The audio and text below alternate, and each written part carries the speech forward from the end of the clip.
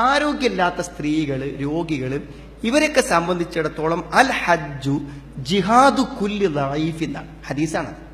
അൽ ഹജ്ജു ജിഹാദു കുല്ലി ദഈഫ്, എല്ലാ ദുർബലരുടെയും ജിഹാദാണ് എന്ത് ഹജ്ജ് എന്ന് പറഞ്ഞാൽ. ഇപ്പൊ ഒരു യുദ്ധം ഉണ്ടായി വിചാരിച്ചോളൂ, ആ യുദ്ധത്തിന് പോവാൻ പറ്റാത്ത കുറെ രോഗികളും വിഷമിക്കുന്ന ആളുകളും ഉണ്ടായിരിക്കും. അത്തരം ദുർബലരെ സംബന്ധിച്ചിടത്തോളം അവർക്ക് ഒരു യുദ്ധത്തിൽ പങ്കെടുക്കുന്ന പ്രതിഫലം കിട്ടും. ഇത് അതുകൊണ്ടാണ് യാത്രന്റെ ബുദ്ധിമുട്ട്, അവിടുത്തെ ഭക്ഷണത്തിന്റെ ബുദ്ധിമുട്ട്, തിരക്ക്, ഒറ്റപ്പെടൽ, വിഷമിക്കൽ, എന്തൊക്കെ കാര്യങ്ങളുണ്ടോ അതിനൊക്കെ എന്ത് ചെയ്യും, ഒരു ജിഹാദിന്റെ പ്രതിഫലം നമുക്ക് കിട്ടും എന്ന് ചിന്തിച്ചുകൊണ്ടായിരിക്കും നിങ്ങൾ ചെയ്യേണ്ടത്. പലപ്പോഴും ആളുകൾ എന്താ വെച്ചാൽ അതിന് നമ്മളുടെ ഈ ഗ്രൂപ്പിന്റെ ആൾക്കാർ, ഞാനൊരു ഗ്രൂപ്പിന്റെ ആളായിട്ടല്ലോ, ഗ്രൂപ്പിന്റെ ആൾക്കാരോട് വെറുതെ പറഞ്ഞ് വർത്താനം പറഞ്ഞ് തർക്കിച്ച് ഇതൊക്കെ വരി നമ്മളെ പറ്റിക്കാണ്, നമ്മളെ കൊള്ളയടിക്കുകയാണ്, നമ്മളെ പൈസ വരികയാണ്, എന്ത് ഹോട്ടലിൽ നമുക്ക് താമസം തന്നിട്ട് ആ ഹോട്ടലിനെ പറ്റി പോരോളം പറയും. എന്താ പറഞ്ഞാലും അവിടെ തന്നെ താമസിക്കണം, പറഞ്ഞില്ലെങ്കിലും അവിടെ തന്നെ താമസിക്കണം, അവിടുന്ന് മാറാനും പറ്റൂല. നിങ്ങൾ എത്ര കച്ചറ ഉണ്ടാക്കിയാലും അയാൾക്ക് അപ്പം വന്നിട്ട് ഒരു റൂമൊന്നും അപ്പുറത്ത് എടുക്കാൻ പറ്റൂല.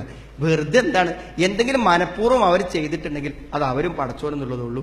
നമ്മളെ സംബന്ധിച്ചിടത്തോളം നമ്മൾ ചെയ്ത ഇബാദത്ത് നേരെ ചെയ്യാൻ തടസ്സമില്ലാതിരിക്കാനുള്ള ശ്രമങ്ങൾ നമ്മൾ എന്ത് ചെയ്യണം, ഏറ്റവും നന്നായി നടത്തുക എന്നുള്ളതാണ്. അപ്പൊ കുറച്ച് ബുദ്ധിമുട്ടുകൾ ജിഹാദ് നബി സ്വല്ലല്ലാഹു അലൈഹി വസല്ലം പറഞ്ഞു. നബിയോട് ചോദിച്ചു, മിൻ അഫ്ളൽ അഅ്മാൽ ബിർ, ഏറ്റവും പുണ്യമുള്ള കാര്യം എന്താണ്? ഒന്ന് പറഞ്ഞത് ഈമാൻ ബില്ലാ, അള്ളാഹുവിലുള്ള വിശ്വാസം. സുമ്മ മാത, പിന്നെന്താണ്?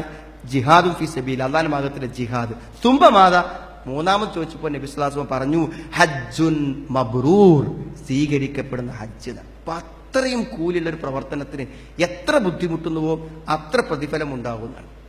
ഹാജിമാരെങ്ങനെ നോക്കി അള്ള പറയുന്നതാണ്. അത് ഈ കുഴങ്ങി ക്ഷീണിച്ച് പൊടി പിടിച്ച ഹാജിമാരെ നോക്കിയിട്ട് അള്ള പറയുന്നതാണ്, ഹഉലായി ഇബാദി ജാഉ ശഖ്സൻ ഗബറൻ, ആകെ മുടി ജട പിടിച്ച് പൊടി പിടിച്ച് ഈ ആൾക്കാർ ഇതാ വന്നിരിക്കുന്നു എന്നാണ്. മിൻ കുല്ലി ഫജ്ജിൻ അമീഖ്, എല്ലാ ഇടുങ്ങിയ വഴികളിൽ നിന്നും ഗ്രാമങ്ങളിൽ നിന്നും ബുദ്ധിമുട്ടി ലോകത്തിന്റെ ഏതൊക്കെ ഭാഗത്തുനിന്ന് ആൾക്കാർ വരിക. എന്നിട്ട് ആൾക്കാരെ നോക്കി പറയും, അവിടെ പറയണം എന്താ അറിയോ, പിന്നെ നിങ്ങൾക്ക് മിസ്ല ഖത്തരിസമാ, ആകാശത്തെ മഴത്തുള്ളികൾ എത്രയുണ്ടോ അത്ര അധികം നിങ്ങളുടെ പാപങ്ങൾ ഉണ്ടെങ്കിലും അത് മുഴുവനും ഈ ഹജ്ജിലൂടെ കഴുകിക്കളയപ്പെടുമെന്നാണ്. നിങ്ങൾ മുടി കളയുമ്പോൾ ഓരോ മുടിക്കും, തലയിലെ ഓരോ മുടിയുടെയും എണ്ണത്തിനനുസരിച്ച് ഓരോ നന്മകൾ ലഭിക്കുമെന്നാണ്.